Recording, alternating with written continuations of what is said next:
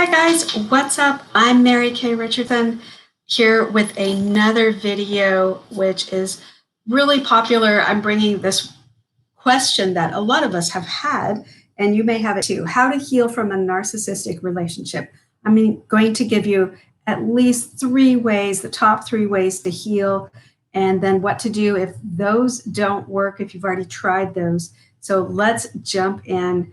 All right. And first of all, if you don't know me, my name is Mary Kay Richardson. I help professionals and entrepreneurs to go further in their career, in their business, by healing what needs to be healed and getting unstuck, getting past the self-sabotage, the past relationships which are keeping you stuck in either high anxiety or self-doubt, so that you can reset your confidence easily, move forward, and achieve what you know you can achieve.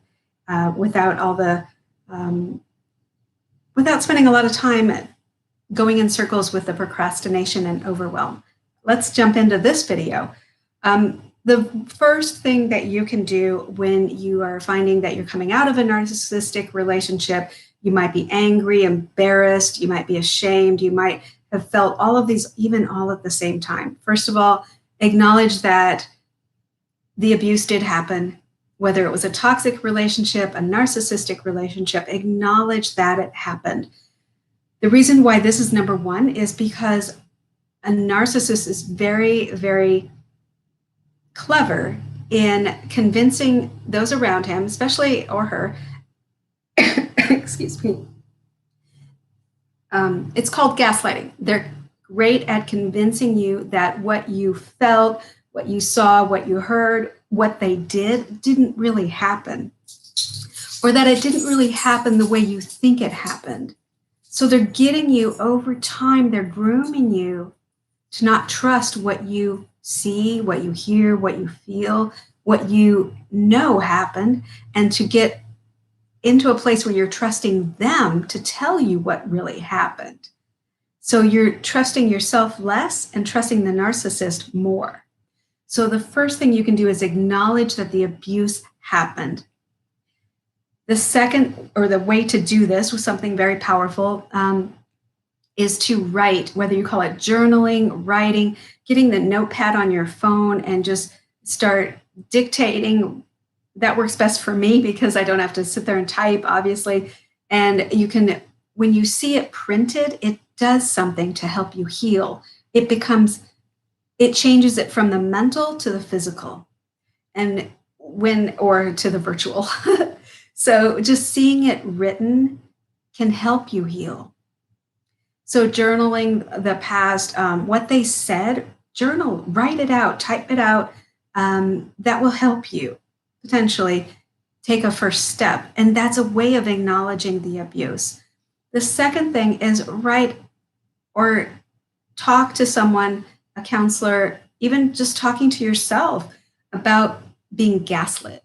Being gaslit, if you are new to this term, what it means is, as I mentioned earlier, the narcissist has groomed their victims over time to not believe their own feelings, thoughts, what they see and hear, and they undermine all of that by telling you what you saw wasn't real, or what you heard wasn't real, or what you know for a fact happened didn't really happen that way. And they twist and twist until you start believing in their version, which is always to their benefit. So if you've been gaslit, it can make you really, really angry because you feel manipulated, which you have been. And they do this, it is just part of their personality. It's the way that they think. They twist things around in their own mind as well, and they want to do that in your mind. So one of the things they've done is get you, or hope to get you, to buy into their version of reality, which is never really the facts. All right. Something that you can also do, another top tip for healing from narcissistic relationships or toxic relationships, is to give yourself credit for getting out of the traumatic, toxic, unhealthy relationship. That's really So important. It doesn't feel like a lot because most times it means you have to move. It means you have to relocate. It means maybe you got out of a job where the boss was a narcissist, where it can feel like you experienced a lot of pain, discomfort in getting away from them, expense. Maybe you had to move, maybe you had to change jobs to just distance yourself from them. And after you've done that, you're probably exhausted from doing that. Then the mental work comes into play, which is what we're doing now, getting all of those toxic things out of your mind and acknowledging the trauma and realizing that by acknowledging what you went through, it's a huge step forward. Because when we stay in the dark place, in the denial, which if you've been in a toxic relationship, an unhealthy relationship, a narcissistic relationship, whatever you want to call it, there was a period of time, most likely, that you were in denial, where you hoped it would get better. You hoped they would change. You made maybe even excuses for that partner, that they're just going through a rough transition, a rough time. It's their job, it's the stress.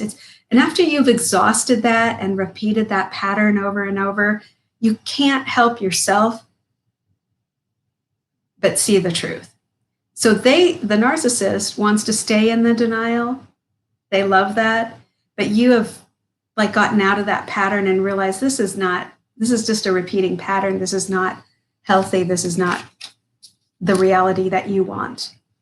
The third thing you can do is, so the first step is acknowledge the trauma, acknowledge the abuse. Second thing is to write it down. Well, that's part of the first thing, write it down. The second thing is, if you feel gaslit, you know you've been gaslit, getting all those emotions out, emotions of anger and feeling manipulated.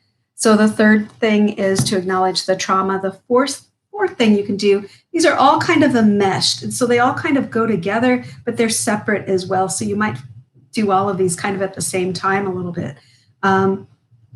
Grieve the loss. It is a loss. It's a loss of your hopes and dreams for that relationship.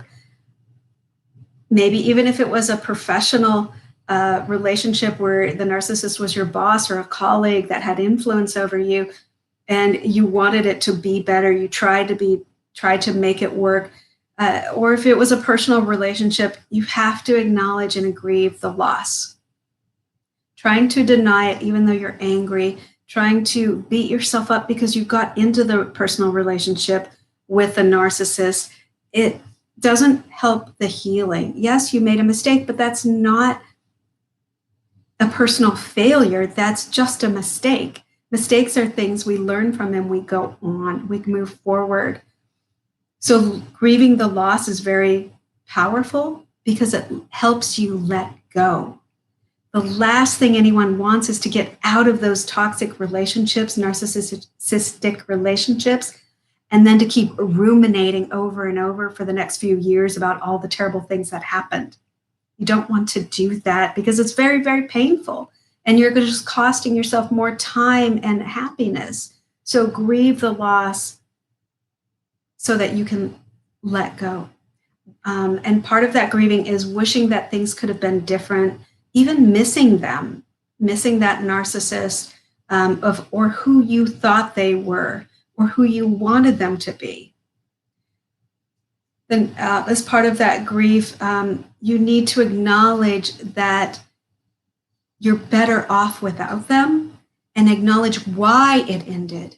It ended because you wanted it to end. You wanted to reclaim yourself. You wanted to not live every day or another second with that toxicity. You can also grieve the person you were before you got into that relationship. It'd be very sad to realize that you were once bubbly and optimistic and excited, and over years or however long, you felt like you've let go of some of that. Grieving who you were is powerful. Grieving the loss of the relationship, powerful. You can also heal by doing that. And when you've done that, you'll find that you come out better, stronger, And you might feel even better than before that relationship if you've done enough of the work. It is work, absolutely. Nobody can do it for you, but you can absolutely heal from it and move forward. Lots of people have gone before us and healed, and so can we. So all of these things that I'm telling you today are for you to keep in mind so you don't keep repeating that same pattern, getting into these horrible, toxic relationships. Now, if it's a job, that was probably just maybe you didn't hire the person, someone else hired them, but that's just what you were given to work with.